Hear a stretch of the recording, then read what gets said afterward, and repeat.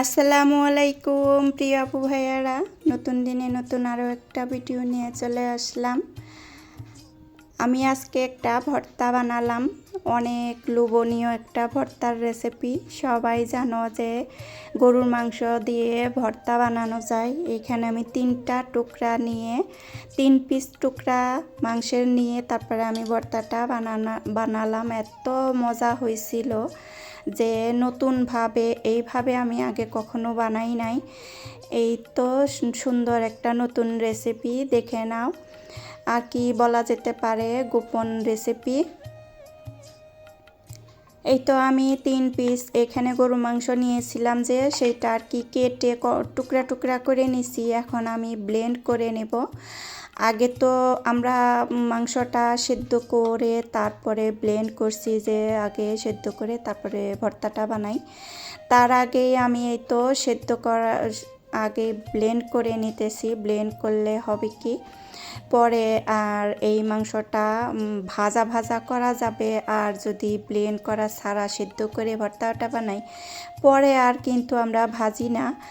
তার জন্যে আমি তো এইভাবে সেদ্ধ করে নিয়ে তো ব্লেন্ড করা হয়ে গেল। আর একটু পানি নিয়ে এইখানে আমি সেদ্ধটা বসিয়ে দেব। মাংসটা সেদ্ধ হবে, আর কিছু পানি দিয়ে দিলাম।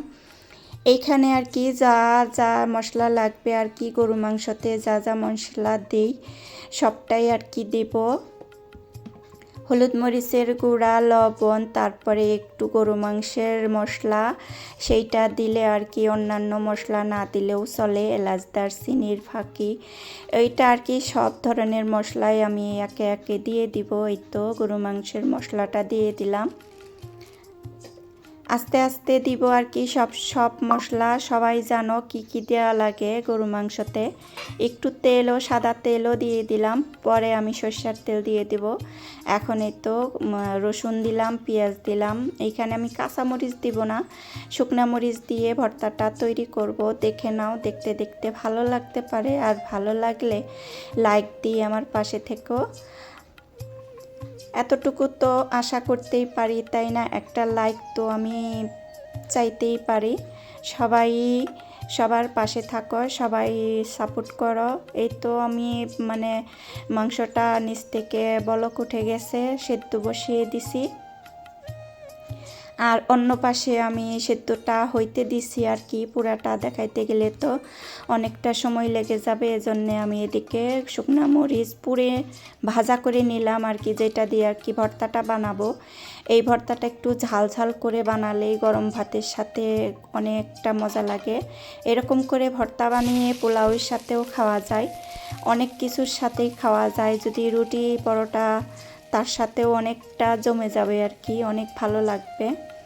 এইভাবে পুর বানিয়ে তারপরে যদি কোনো বিকেলবেলার নাস্তার রেসিপি তৈরি করো, তারপরেও কিন্তু অনেকটাই টেস্ট হবে। এইখানে আমি ভর্তাটা বানানোর জন্যে তো পেঁয়াজ বেরেস্তা করে নিলাম।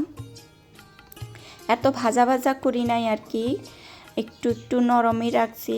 এই তো আমার ভাজা হয়ে গেছে। আর এখানে আমি মাংসটাও যে সেদ্ধ বসিয়ে দিয়েছিলাম, সেইটাও আর কি এখানে সেদ্ধ হয়ে গেছে। এখন আমি এই কড়াইতে তেলের সাথে ভাজা ভাজা করে নিব, একদম ভাজবো আর কি, লাল লাল করে ফেলবো, ভাজা ভাজা হবে।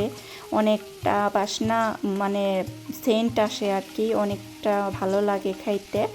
বেশি ভাজলে মাংসটার যে একটা স্মেল, অনেকটা স্বাদ লাগে আর কি, সেইটাই করব।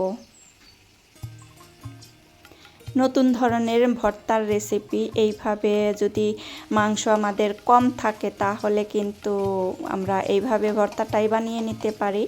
আর ওই 3 পিস মাংস দিয়ে কিন্তু আমি আমাদের 4 জন সদস্য পরিবারে 3 পিস মাংস দিয়ে আমি কিছুই করতে পারতাম না, কারোর মুখে হইতো না।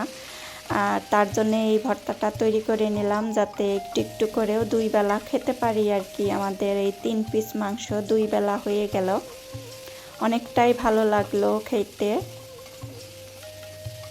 আর যার বেশি একটু মজা লাগে, সে আবারও আর একটু চেয়ে খায়, এটাই হচ্ছে সমস্যা।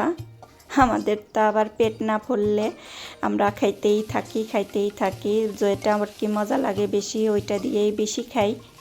এই তো ভাজা হয়ে গেছে, দেখো লাল লাল করে ভেজে নিলাম, একদম সুন্দর একটা কালার এসে গেছে। এই কালারটাই সুন্দর লাগে, আর মাংসটা ভাজলেও অনেকটা মজা লাগে।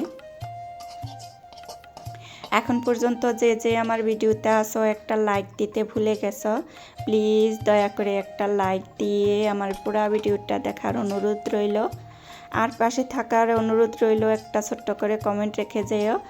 আর যারা নীরব বন্ধুরা আসো, আপু ভাইয়ারা আসো, তারাও একটা করে কমেন্ট রেখে যেও, আর একটা করে লাইক দিও দয়া করে। এই তো আমি ডোলে ডোলে এই তো হাতে মাখা গরু মাংস বানিয়ে নেব, যেইভাবে আর কি টেস্টটা বেশি লাগবে সেইভাবে হাতে মাখা গরু মাংসর ভর্তা রেসিপি কেমন লাগলো জানিয়ে দিতে পারো কমেন্টের মাধ্যমে। আর যারা কমেন্ট করো তাদেরকে অনেক অনেক ধন্যবাদ। সবার কমেন্ট পড়তে পারি না, কিন্তু আমি নিজে নিজে অনেক সময় পড়ে পড়ে আমি নিজে একটু মনকে শান্ত করি যে না, সবাই আমার পাশে আছে, সবাই আমাকে অনেক সাপোর্ট করে, চিনি না জানি না, তারপরেও সবাই আমাকে এত ভালোবাসে। এই তো মাখানো হয়ে গেছে, আমি এখন পিস পিস করে এখন রেখে দিব, যার যতটুকু লাগবে আর কি এখান থেকে নেবে। আর যদি কম খায় কম নেবে, আর যদি বেশি খায় বেশি নেবে। এই তো আমি প্রথমে আমার টুকু নিয়ে খেয়ে উঠছি। আজকে এই পর্যন্তই, ভালোবাসা রইল। আসসালামু আলাইকুম।